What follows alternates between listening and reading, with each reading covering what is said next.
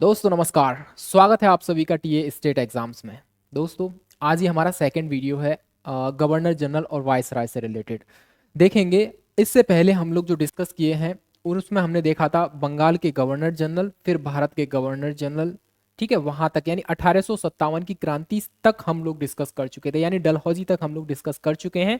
और डलहौजी के बाद आप देखोगे कैनिंग आते हैं और यहाँ पर जो है सबसे पहली चीज तो आप देखेंगे 1857 की क्रांति होती है। और 1857 की क्रांति में भारत का जो विभिन्न क्षेत्र थे वहां पर ये क्रांति भड़की और अंग्रेजों को भारत छोड़ने पर मजबूर किया गया। बट कुछ देशद्रोही भारतीयों की वजह से ऐसा हो न सका और अगले 100 वर्षों तक भारत जो है अंग्रेजों के अधीन रहा। तो ध्यान रखना, हम लोग गवर्नर जनरल और वाइसराय से रिलेटेड जो है सेशन डिस्कस कर रहे हैं। इससे पहले पार्ट 1 डिस्कस किया है, अगर वो नहीं देखा है तो वो जरूर देखिए। यहाँ से परीक्षा में जो प्रश्न है डायरेक्ट और इनडायरेक्ट तरीके से कैसे भी बन सकता है। आपसे प्रश्न कैसे भी बनेगा, पूछ लेगा आपसे किस गवर्नर जनरल के शासनकाल में कौन सी घटना घटित हुई, या घटना का नाम दे देगा, गवर्नर जनरल का नाम दे देगा, या गवर्नर जनरल का नाम देगा तो आपसे पूछेगा कौन से शासन में कौन से गवर्नर जनरल या वाइसराय के शासनकाल में ये घटना जो है घटित होती है। ठीक है, सेशन पसंद आता है आप लोग लाइक कर सकते हो, और पहली बार विजिट किए हो टीए स्टेट एग्जाम्स पर तो अभी सब्सक्राइब कीजिए, क्योंकि टीए स्टेट एग्जाम्स आपका अपना परिवार है। चलिए यहाँ बात करेंगे, ये हमारा पार्ट नंबर सेकंड रहेगा। और सेकंड पार्ट के अंतर्गत यहाँ बात करेंगे हम लोग भैया 1858 से 62 तक रहे कैनिंग के बारे में। ठीक है, हालांकि पूरा नाम इसका द विस्काउंट कैनिंग है, बट हम लोग कैनिंग के नाम से इसको जानते हैं। डलहौजी के बाद आने वाला ये गवर्नर जनरल था। बट यहां पर आप देखोगे इसी के शासनकाल में या कह सकते हैं कार्यकाल के दौरान 1857 की क्रांति होती है। ठीक है, 1857 की क्रांति ने बहुत बड़ा परिवर्तन ला दिया था अंग्रेजों की पॉलिसी में और भारत की पृष्ठभूमि में। 1857 का ये जो साल था अपने आप में एक ऐतिहासिक है। इसी की वजह से कह सकते हैं या ये वो साल था जिसने भारतीयों में एक राष्ट्रीयता की भावना को पनपाने का काम किया था यहाँ पर।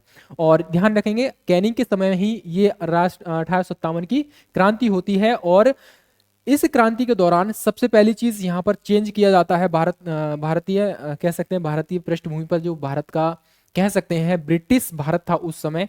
भारत सरकार अधिनियम 1858 लाया जाता है और इस अधिनियम के माध्यम से भारत में जो गवर्नर जनरल का पद नाम हुआ करता था अब उसको चेंज करके क्या कर दिया जाता है भैया, वायसराय कर दिया जाता है। ध्यान रखना, वायसराय नाम कर दिया जाता है। पहला काम ये किया गया था। और ब्रिटेन की जो महारानी थी रानी विक्टोरिया, उसको भारत की साम्राज्ञी बना दिया जाता है। ठीक है, भारत की साम्राज्ञी यानी कि कह सकते हैं जैसे साम्राज्य होता है उसकी एक रानी होती है, उसी तरीके से भारत की साम्राज्ञी उसको घोषित कर दिया जाता है। किसको? रानी विक्टोरिया को। इसी अधिनियम के माध्यम से बजटीय प्रणाली की शुरुआत होती है कैनिंग के समय पर ही। और आप देखोगे 1859 से 60 में आप देखोगे बंगाल में नील विद्रोह होता है। और ये वही नील विद्रोह है जो कि आप नील दर्पण एक नाटक है उसमें इसका उल्लेख मिल जाएगा। अब आप मुझे कमेंट सेक्शन में लिख कर बताइए। देखो मैं जो भी प्रश्न पूछता हूं आपसे उसका जवाब देना बहुत ज्यादा जरूरी होता है। नहीं पता है तो सर्च कर लीजिए, कोई दिक्कत नहीं है, बट बताइए जरूर उसका जवाब। ठीक है, नील दर्पण जो है किसका एक नाटक है, जरूर कमेंट सेक्शन में बताइए। 1859 में यूरोपीय सैनिकों के द्वारा एक श्वेत विद्रोह कर दिया जाता है। हालांकि ये थोड़ा सा उनका अपना पर्सनल मामला था। जो व्हाइट सैनिक थे उनके द्वारा कुछ खाने पीने से रिलेटेड जो है चीजें नहीं ठीक टाइम से प्रोवाइड नहीं की जा रही थी, तो उनका ये अपने आप में विद्रोह था। 1860 में भारतीय दंड संहिता यानी कि इंडियन पीनल कोड का गठन किया जाता है 1860 में कैनिंग के समय पर ही। और ये जो क्वेश्चन है ना ये वाला कि भारतीय दंड संहिता का गठन कब किया गया था, 1860 में ही किया गया था। इंपोर्टेंट रहेगा, हर एग्जाम में ये पूछा गया है यहाँ से। ठीक है, किसके समय पर किया गया था? कैनिंग के समय पर किया गया था। हालांकि ईयर पूछा है आपसे पहले। अब बात करेंगे हम यहाँ पर कैनिंग के अगले जो है कैनिंग के समय में और क्या क्या होता है। यहाँ पर भारतीय उच्च न्यायालय अधिनियम 1861 पारित किया गया। भारत परिषद अधिनियम 1861, भारत सिविल सेवा अधिनियम 1861 और पुलिस अधिनियम 1861। ध्यान रखना अपने आप में हर लाइन में एक क्वेश्चन रहेगा यहाँ पर। ध्यान रखना अपने लाइन में जो है अपने आप में हर लाइन में एक क्वेश्चन रहेगा। डायरेक्ट पूछ लेगा आपसे भैया इंडियन पुलिस एक्ट कब लाया गया, 1861 में। इंडियन सिविल सर्विस एक्ट कब लाया गया, 1861 में। Indian council act 1861, Indian high court act 1861। तो ये सारे पॉइंट आप याद रखेंगे, बहुत ज्यादा महत्वपूर्ण है। 1861 में ही भारतीय पुरातत्व सर्वेक्षण यानी कि आर्कियोलॉजिकल सर्वे ऑफ इंडिया यानी ASI की स्थापना होती है। ध्यान रखेंगे इसको। 1861 में ही, और अलेक्जेंडर कनिंघम इसके पहले जो है इसके अध्यक्ष बनते भी हैं। पोर्टफोलियो प्रणाली की शुरुआत होती है, यहाँ पर ध्यान रखेंगे, और इसके कैबिनेट प्रणाली की नींव रखी थी। यानी कि आज जो हम कैबिनेट सिस्टम देखते हैं केंद्र सरकार में, कैबिनेट मंत्री प्रणाली जो है वही था ये यहाँ पर। तो ये सारे काम हुए थे कैनिंग के समय पर। आगे बात करेंगे, कैनिंग के बाद आते हैं लॉर्ड एल्गिन, और एल्गिन के समय पर कार्य, सबसे पहली चीज तो कार्यकाल भी देख लीजिए, डायरेक्ट आपसे पूछ सकता है, जो वाइस राइज हैं हमारे, उनके कार्यकाल को ही क्रम में लगाने के लिए पूछ सकता है। तो किसी भी तरीके से सवाल बन सकता है, आप लोगों को ये सारी चीजें पता होनी चाहिए। कलकत्ता हाई कोर्ट की स्थापना होती है भाई इसी के समय पर, ध्यान रखेंगे 1862 में ही। और बंबई उच्च न्यायालय और मद्रास उच्च न्यायालय। देखो यहाँ पर मैं एक चीज बता दूं आपको, आप बोलोगे भाई 1773 का जो रेगुलेटिंग एक्ट आया था उसमें भी तो एक कह सकते हैं बंगाल में सुप्रीम कोर्ट की स्थापना की गई थी, जो भारत के लिए काम करता है, भारत में सर्वोच्च न्यायालय कह सकते हैं उसको। हालांकि उसके खिलाफ भी लंदन में जाकर अपील की जा सकती थी, बट लेकिन भारतीय राज्य क्षेत्र के अंतर्गत वो अपने आप में जो है सुप्रीम था, जिसकी स्थापना रेगुलेटिंग एक्ट 1773 के माध्यम से 1774 में की गई थी। और इसके जो पहले कह सकते हैं चीफ जस्टिस थे, कौन थे भैया, ये थे आपके एलिजा इम्पे। ठीक है, ये कल हम डिस्कस कर चुके हैं, बट रिवाइज के पॉइंट ऑफ व्यू से मैं इसको आपको बताना चाह रहा था। बंबई उच्च न्यायालय, मद्रास उच्च न्यायालय की स्थापना होती है, और बहावी आंदोलन का दमन इसी के शासनकाल में होता है। किसके भैया, एल्गिन के शासनकाल में। यहां पर बात करेंगे सर जॉन लॉरेंस के बारे में, हालांकि पूरा नाम सर जॉन लॉरेंस बिट है इसका नाम। 1864 से 1859 तक इसका शासनकाल या कह सकते हैं कार्यकाल रहता है, यानी 5 इयर्स तक रहा था ये बंदा। और इसके बाद आप देखोगे 1864 में ही भारतीय ग्रीष्मकालीन राजधानी के रूप में शिमला को यहां पर स्थापित किया जाता है। कब भैया, 1864 में भारत की सेकेंड जो कह सकते हैं राजधानी बनती है, कौन सी, शिमला। और कौन सी थी पहले भाई, फर्स्ट कौन सी होती है यहां पर, ध्यान रखना, कोलकाता। ठीक है, कोलकाता, उस समय कलकत्ता कहते थे उसको। ठीक है, ध्यान रखना, कलकत्ता फर्स्ट कैपिटल थी। ठीक है, उसके बाद आप देखोगे बाद में 1911 में उसको चेंज किया जाता है, 1912 में पूरी तरीके से ट्रांसफर कर दिया जाता है कोलकाता से लेकर दिल्ली। ठीक है, होर्डिंग के समय पर ही। 1866 में इलाहाबाद उच्च न्यायालय की स्थापना होती है। डायरेक्ट सवाल बन सकता है भैया, सबसे पुराना कौन सा है, सबसे बड़ा कौन सा है, ध्यान रखना, इलाहाबाद या कह सकते हैं प्रयागराज हाई कोर्ट जो है भारत में सबसे बड़ा हाई कोर्ट है, क्षेत्रफल के हिसाब से नहीं, जो वकील और जजेस रहे हैं उसके हिसाब से। 1866 का जो है उड़ीसा का अकाल पड़ा था, यहाँ पर भुखमरी, अकाल, सूखा, इस तरह की कंडीशन यहाँ देखने को मिली, और कई लाख लोग यहाँ पर बहुत ज्यादा कह सकते हैं मौत के शिकार हुए थे। 1868 में पंजाब और अवध में किराएदारी अधिनियम लागू किया गया था। बेसिक है, याद रख सकते हैं आप, जरूर याद रखिए। अब बात करते हैं हम यहाँ पर लॉर्ड मेयो के बारे में। मेयो बहुत ज्यादा इंपॉर्टेंट रहेगा, और यहाँ से बहुत ज्यादा कह सकते हैं हर बार कह सकते हैं किसी ना किसी परीक्षा में सवाल बन सकता है। ठीक है, अब वो सवाल कैसे बनेगा यहाँ पर देख लीजिए, एक सेकेंड। 1872 में एक पठान शेर अली अफरीदी द्वारा हत्या कर दी जाती है, किसकी, इसकी। ठीक है, 1872 में ही भारत में जनगणना की शुरुआत हुई थी। सवाल यहां से ये वाला बनेगा। ठीक है, तो यहां से सवाल कैसे बनेगा कि भारत में सबसे पहली जनगणना कब शुरू की गई थी, 1872 में होती है। ध्यान रखना, किसके शासनकाल में, लॉर्ड मेयो के शासनकाल में। लेकिन नियमित रूप से जो जनगणना हुई थी वो 1881 में होती है, वो ज्यादा इंपॉर्टेंट रहेगा, लेकिन ये भी ज्यादा इंपॉर्टेंट हो जाता है। भारतीय राजकुमार यानी कि जो प्रिंसेस थे हमारे भारत में, जो अलग अलग स्टेट हुआ करते थे, उनके जो राजकुमार कह सकते हैं राजा हुआ करते थे, उनको राजनीतिक प्रशिक्षण के लिए अजमेर में एक मेयो कॉलेज की स्थापना की जाती है। ध्यान रखना, पॉलिटिकली एजुकेट करने के लिए, उनको ट्रेनिंग प्रोवाइड कराने के लिए यहां पर मेयो कॉलेज की स्थापना कहां पर खोली जाती है, अजमेर में। यहां से ये सवाल आपकी परीक्षा में बहुत बार बना है कि भैया मेयो कॉलेज की स्थापना कब की गई थी और कहां पर की गई थी।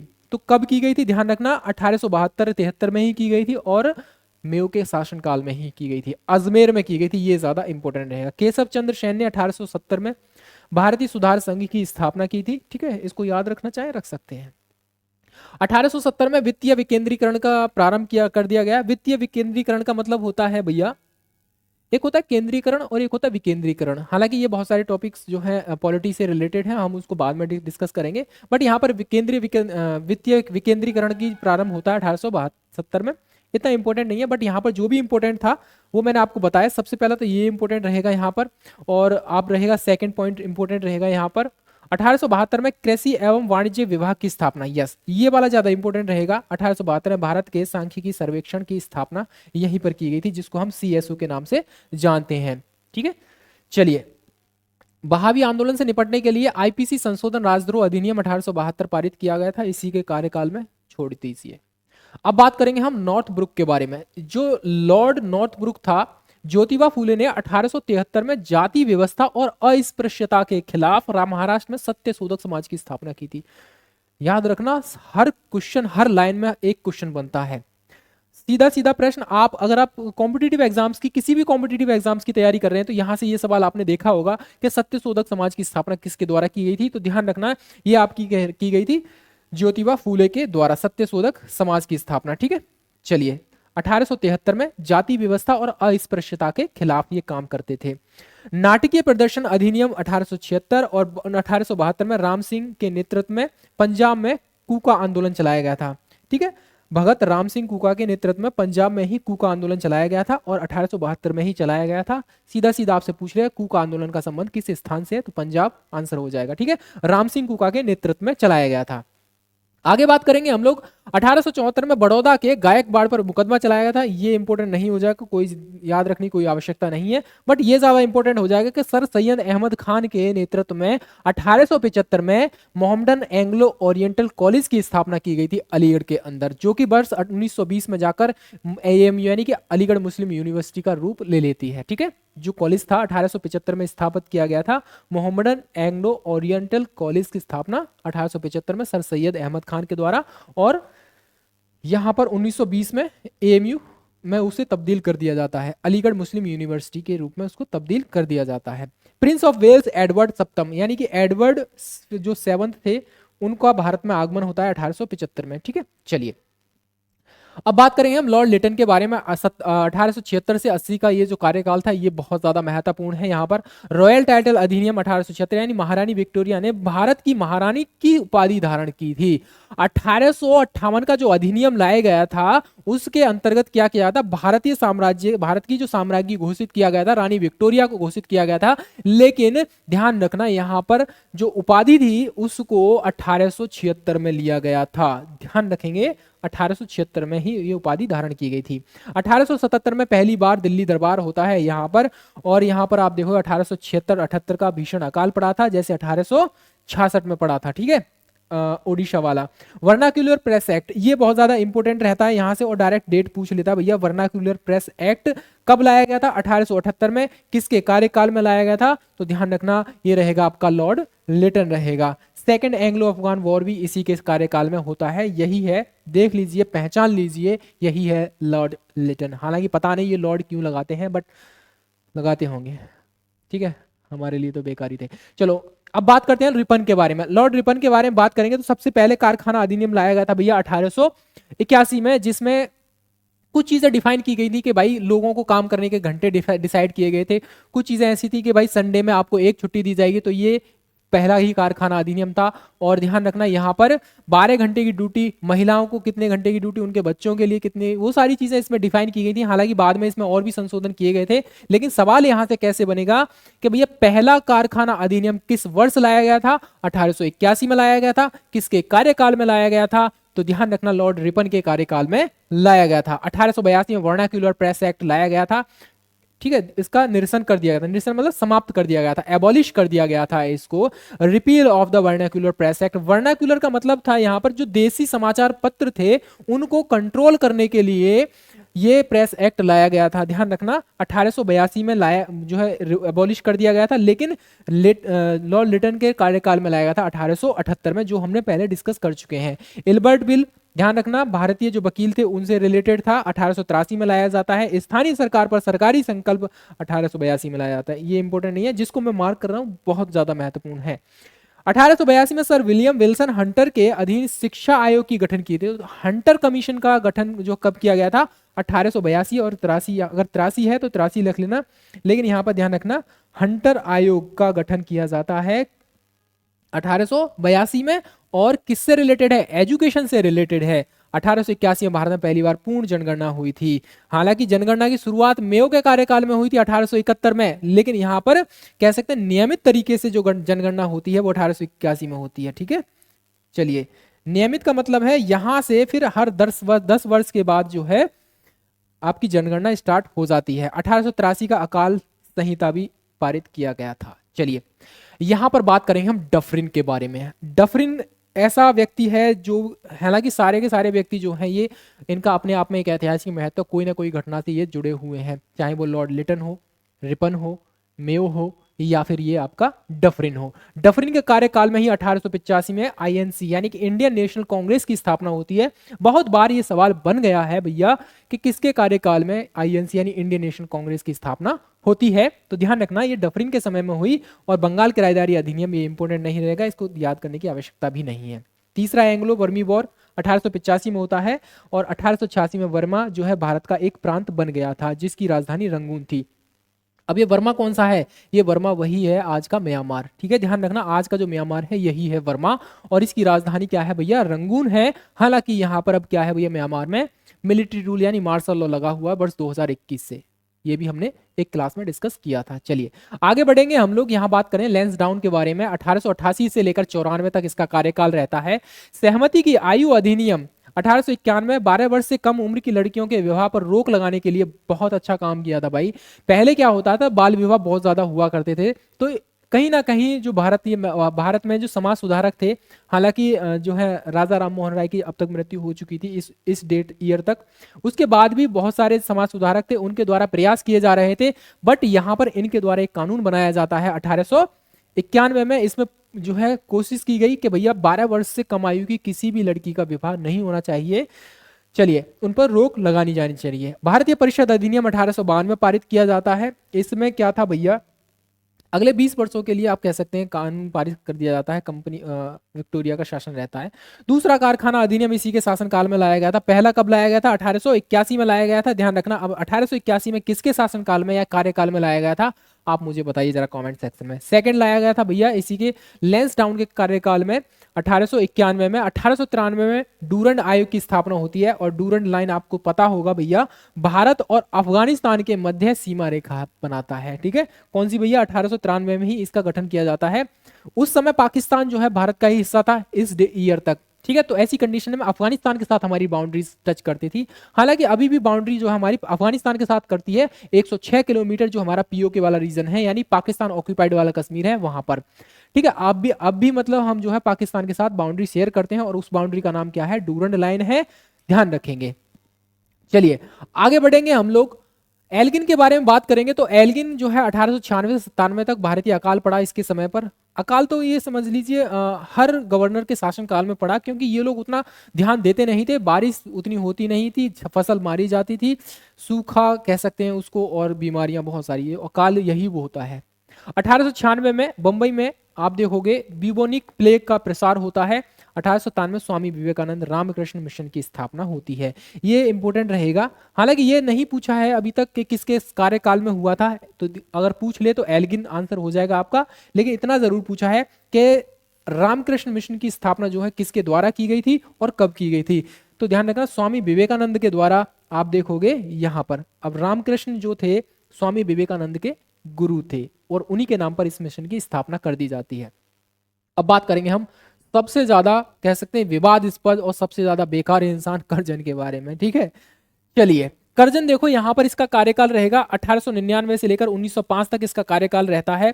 और यहां पर बिरसा मुंडा द्वारा मुंडा विद्रोह किया गया था, जो कि आदिवासियों के कह सकते हैं भगवान माने जाते हैं, और इन्होंने अंग्रेजों के खिलाफ जो है एक कह सकते हैं आंदोलन चलाया था, और एक बहुत कम उम्र में इन्होंने अपनी ख्याति प्राप्त की, जैसे सरदार वल्लभ भाई पटेल, क्या नाम है आपके, सरदार भगत सिंह हो गए, ऐसे ही इनकी कैटेगरी में आप इनको रख सकते हो। आगे बढ़ेंगे हम लोग, यहाँ पर 1901 में कृषि विभाग का गठन होता है, और बिहार में पूसा में कृषि अनुसंधान संस्थान की स्थापना होती है 1905 में।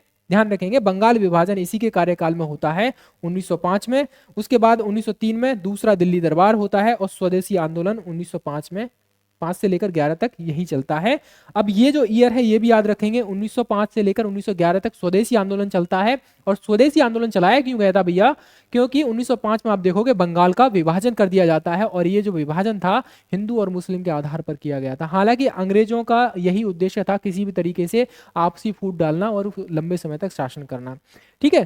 तो 1911 में जो आपका दिल्ली दरबार हुआ था, उसमें आपने देखा होगा 2 काम महत्वपूर्ण किए गए थे। सबसे पहला काम यह किया गया था कि लॉर्ड हॉर्डिंग उस समय जो है वायसराय थे और उसके काल में ही सबसे पहला काम किया गया था, बंगाल विभाजन को रद्द कर दिया गया था। और दूसरा आपका रहा था कि दिल्ली जो आपकी भारत की राजधानी थी कोलकाता से दिल्ली ट्रांसफर कर दी गई थी, यानी बंगाल से दिल्ली ट्रांसफर कर दी गई थी।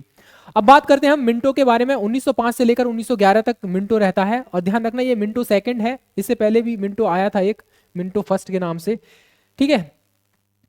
मौर्य मिंटो सुधार अधिनियम आप देखोगे 1909 में आता है, और इस 1909 के अधिनियम के माध्यम से बहुत सारी ऐसी चीजें हैं, आप देखोगे मुसलमानों के लिए एक पृथक निर्वाचन क्षेत्र की व्यवस्था कर दी, जो आगे चलकर कह सकते हैं भारत में मुसलमानों और हिंदुओं की मध्य एक कह सकते हैं बहुत बड़ा विभाजन का कारण बनता है। भारत परिषद अधिनियम 1909 लाया जाता है। सत्येंद्र प्रसाद सिन्हा वायसराय की कार्यकारिणी में नियुक्त होने वाले पहले भारतीय थे। ये सवाल ना पता है मुझे लगता है ये सवाल जो है सीएपीएफ में पूछा गया है, जो एसी वाला एग्जाम होता है असिस्टेंट कमांडेंट वाला, उसमें पूछा गया था। और आप देखोगे जो ईपीएफओ का एग्जाम होता है उसमें भी पूछ लिया गया था। जाहिर सी बात है एसएससी के एग्जाम में भी ये पूछ लिया गया है। तो ध्यान रखना वायसराय की कार्यकारिणी में शामिल होने वाला पहला भारतीय कौन था? सत्येंद्र प्रसाद सिन्हा राइट आंसर हो जाएगा, ठीक है। देशद्रोही बैठक अधिनियम 1907। उसके बाद आप देखोगे 1906 में आगा खां द्वितीय और ख्वाजा सलीमुल्लाह के द्वारा मुस्लिम लीग की स्थापना की गई थी। तो यहां से दो प्रश्न बनेंगे। पहली चीज, मुस्लिम लीग की स्थापना किस वर्ष की गई थी? 1906 में की गई थी। किसके द्वारा? आगा खां और ख्वाजा सलीमुल्लाह द्वारा की गई थी। भारतीय प्रेस अधिनियम 1910 लाया जाता है, ये भी याद रख लेंगे। अब आप मुझे फिर से कमेंट सेक्शन में एक सवाल का और जवाब दीजिए, हालांकि मैं पहले बता चुका हूं, आपको पता होना चाहिए। वर्नाक्यूलर प्रेस एक्ट किस ईयर लाया गया था? ये आपका सवाल रहेगा। जमशेदजी टाटा के द्वारा आप देखोगे यहां पर टिस्को की स्थापना होती है, Tata iron and steel company की स्थापना होती है भैया 1907 में। टाटा आयरन स्टील कंपनी की स्थापना होती है, ठीक है, ध्यान रखना 1907 में ही होती है। हो सकता है ये सवाल आपसे बन जाए, क्योंकि अभी हाल फिलहाल में आप देखोगे अक्टूबर नवंबर के मंथ में, अक्टूबर में जो है रतन जी टाटा जी का उनका जो है निधन हुआ है। समाचार पत्र अधिनियम 1908, ठीक है। आगे बढ़ेंगे हम लोग, अब बात करेंगे लॉर्ड हॉर्डिंग के बारे में। हॉर्डिंग के बारे में दो तीन चीजें जो मैंने बताई थी अभी, वो ज्यादा इंपॉर्टेंट रहेंगी। सबसे पहले तो 1911 में दिल्ली दरबार होता है, और इसी दिल्ली दरबार के दौरान जो है बंगाल विभाजन रद्द कर दिया जाता है और राजधानी को चेंज कर दिया जाता है। कलकत्ता से दिल्ली राजधानी स्थानांतरित कर दी जाती है। द्वितीय विश्व युद्ध इसी के समय स्टार्ट हो जाता है, वर्ष 1914 से लेकर 1918 तक। उसके बाद फिर आप देखोगे कामागाटा मारू प्रकरण। एक्चुअली ये कामागाटा मारू जो है एक जहाज है, पानी का जहाज है, जो सिंगापुर से लेकर कनाडा के वैंकूवर तक गया था, जिसमें लगभग 372 लोग थे। और जब ऐसी कह सकते हैं अफवाह फैल गई थी कि कनाडियन गवर्नमेंट के द्वारा ये रूल निकाला गया था कि ऐसे भारतीयों की एंट्री हम कर सकते हैं जो सीधे जो है भारत से कनाडा में आते हैं, वो किसी देश में रुक कर ना आए बीच में, ठीक है। तो ऐसी कंडीशन में आप देखोगे कामागाटा मारू जो जहाज था वहां पहुंचे, तो ये कानून जो है कनेडियन सरकार ने वापस ले लिया था, जिसकी वजह से वहां पर कह सकते हैं दंगे फसाद ज्यादा हुए थे। तो यही है कामागाटा मारू प्रकरण। आप देखो 1914 में होता है। 1914 में भारत और चीन के बीच मैकमोहन लाइन खींची जाती है, और एक थी डूरंड लाइन भारत और अफगानिस्तान के मध्य है, लेकिन यह है आपकी मैकमोहन लाइन भारत और चीन के मध्य है। अब रेड क्लिफ लाइन भारत और किस देश के मध्य है, ये आप मुझे कमेंट सेक्शन में लिखकर बताइए। गदर पार्टी विद्रोह यहां पर होता है आपका 1915 से स्टार्ट हो जाता है। बीएचयू की स्थापना यानी बनारस हिंदू यूनिवर्सिटी की स्थापना होती है 1916 में, इसी के कार्यकाल में। मदन मोहन मालवीय के द्वारा हिंदू महासभा का गठन होता है, कब भैया? इसी के समय पर। कौन भैया? लॉर्ड हॉर्डिंग के समय पर। और अब बात करते हैं हम चेम्सफोर्ड के बारे में। बाल गंगाधर तिलक और एनी बेसेंट के द्वारा वर्ष 1916 में इंडियन होम रूल लीग की स्थापना होती है। ध्यान रखना इंडियन होम रूल लीग की स्थापना किसके द्वारा होती है?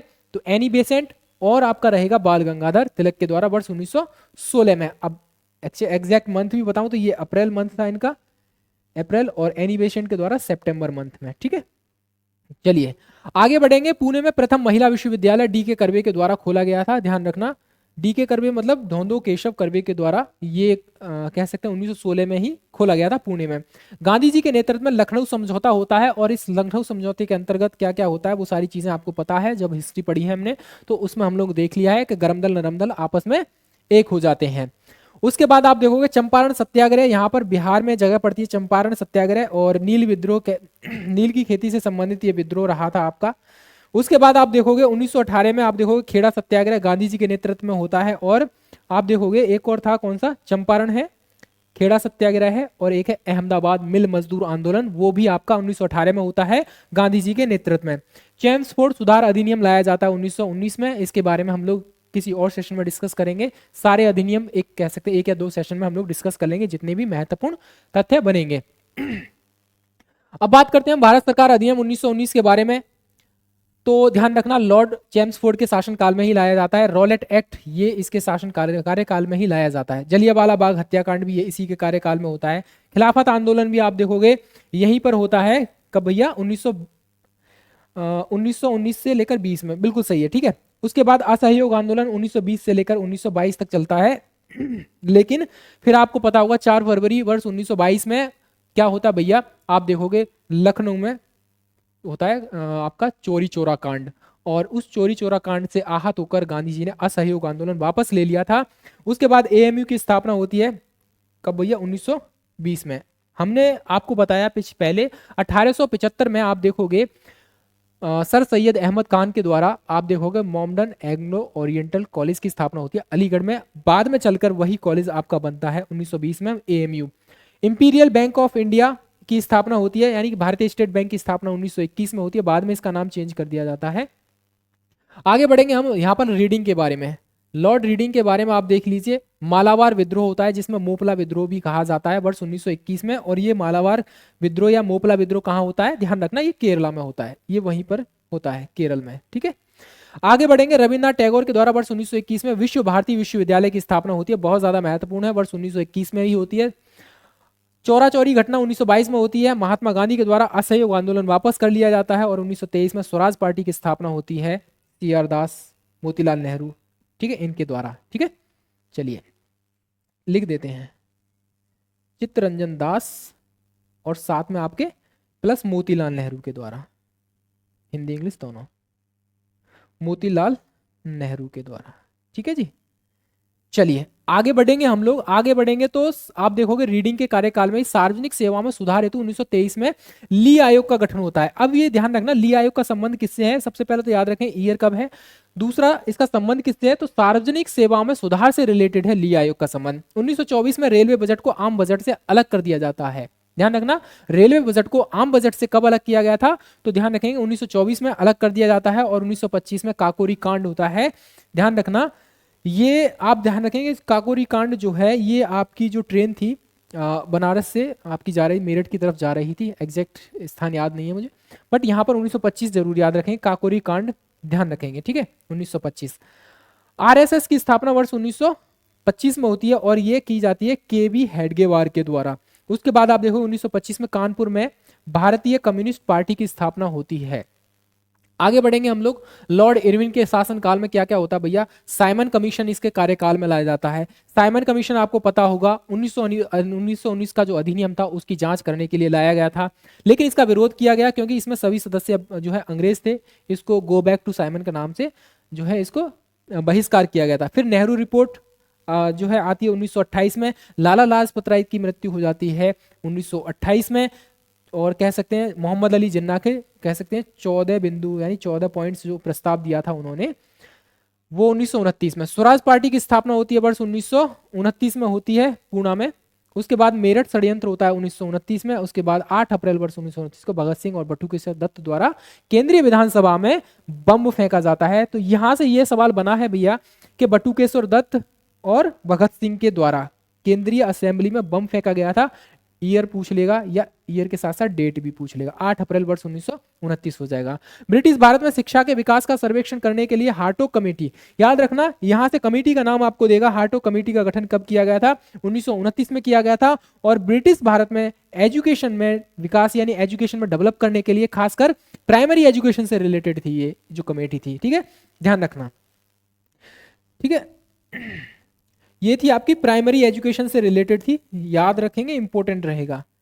चलिए हार्टोग कमेटी। उसके बाद आप देखोगे सविनय अवज्ञा आंदोलन की शुरुआत होती है कब भैया? वर्ष 1930 में होती है गांधी जी के द्वारा। और यहाँ पर देखो धरासना सत्याग्रह होता है यहाँ पर, ठीक है, 1930 में ही। प्रथम गोलमेज सम्मेलन 1930 में। 1930 में चट्टगांव शस्त्रागार पर छापा मारा जाता है, वहां पर लूट की जाती है। और आप देखोगे 31 में गांधी इरविन समझौता होता है, भगत सिंह, शिवराम, राजगुरु, सुखदेव, थापर को फांसी दी जाती है वर्ष 1931 में। ठीक है, 23 मार्च वर्ष 1931। दूसरा गोलमेज सम्मेलन आपका 1931 में होता है, रैमजे मैकडोनाल्ड द्वारा सांप्रदायिक जो है पुरस्कार की घोषणा कर दी जाती है। और गांधी और डॉक्टर बी आर अम्बेडकर के मध्य पूना पैक्ट, ध्यान रखना इंपॉर्टेंट रहेगा, वर्ष 1932 हो जाएगा। इसके बाद आप देखोगे तीसरा गोलमेज सम्मेलन 1932 में होता है, पाकिस्तान घोषणा होती है आपकी 1923 में, और 1934 में कांग्रेस सोशलिस्ट पार्टी की स्थापना होती है। सारे के सारे इंपॉर्टेंट है कि सेशन ज्यादा लंबा हो रहा है, इसलिए मैं इसको जल्दी कवर कराने का प्रयास कर रहा हूं। अब बात करते हैं विलिंगटन के बारे में। भारत सरकार अधिनियम 1935 लाया गया था, और आप देखो वर्ष 1935 भारत शासन अधिनियम 1935 से ही हमारा जो 60 से 65% संविधान लिया है वो यहीं से लिया है, यहीं से प्रोविजन से लिया है। वर्ष 1936 में अखिल भारतीय किसान सभा का गठन होता है, भारतीय रिजर्व बैंक की स्थापना आपकी भारतीय रिजर्व बैंक अधिनियम 1934 लाया गया था, उसी के माध्यम से भारतीय रिजर्व बैंक की स्थापना होती है। और the problem of Indian rupees, ये जो डॉक्टर बी आर अम्बेडकर की बुक है उसी पर बेस्ड है आरबीआई का गठन। ठीक है, चलिए अब बात करते हैं हम लॉर्ड लिनलिथगो के बारे में। 1936 से 43 तक कार्यकाल रहता है। भारतीय प्रांतीय चुनाव आयोग होता है भैया, पहली बार प्रांतीय चुनाव हुए थे वर्ष 1937 में। ईयर पूछ लेगा आपसे कि भैया जो है प्रांतीय चुनाव पहले प्रांतीय चुनाव कब हुए थे, 1937 में हुए थे, और द्वितीय विश्व युद्ध की शुरुआत भी इसी के समय पर होती है। कब होती है भैया, ध्यान रखना 1939 में होती है, और 1939 में ही ऑल इंडिया फॉरवर्ड ब्लॉक की स्थापना होती है। किसके द्वारा, अब आप मुझे कमेंट सेक्शन में लिखकर बताइए कि ऑल इंडिया फॉरवर्ड ब्लॉक की स्थापना किसके द्वारा की जाती है। ठीक है, इंपॉर्टेंट है, उम्मीद करता हूं इसका जवाब आपको पता होगा। 1940 में लाहौर प्रस्ताव, यहीं पर ध्यान रखना, और 1940 में ही अगस्त प्रस्ताव, और 1942 में क्रिप्स मिशन भारत में लाए जाते हैं।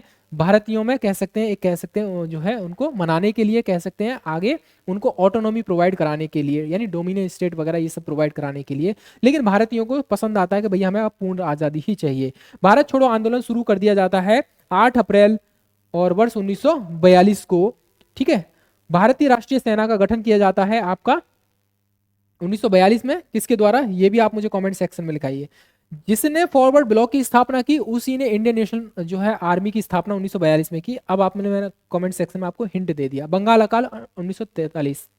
उसके बाद आप देखोगे वेवेल के बारे में आप पढ़ लीजिए। वेवेल के बारे में मोस्ट इंपोर्टेंट चीजें कुछ है, जैसे CR formula, Chittaranjan Das formula 1944, Shimla सम्मेलन 1945, सेकेंड वर्ल्ड वॉर 19 समाप्त होता है 1945 में। 1945 से 46 तक भारतीय राष्ट्रीय सेना का परीक्षण होता है, इसको याद रखने की आवश्यकता नहीं है।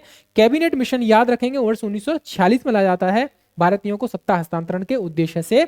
सीधी कार्यवाही यानी कि डायरेक्ट एक्शन डे मुस्लिम लीग के द्वारा मनाया जाता है 16 अगस्त वर्ष 1946 को, यानी कि मुस्लिम लीग अडिग थी कि अब हमें बंटवारा ही चाहिए, इसीलिए उन्होंने डायरेक्ट एक्शन डे सेलिब्रेट जो है मनाया था। 1946 में अंतरिम सरकार का गठन कर दिया जाता है, यानी कि एक इंतरिम गवर्नमेंट की स्थापना कर दी जाती है, और भारतीयों को सत्ता हस्तांतरण की जो प्रक्रिया है अंग्रेजों के द्वारा उसको जारी रखा जाता है। रॉयल इंडियन नेवी विद्रोह होता है 1946 में।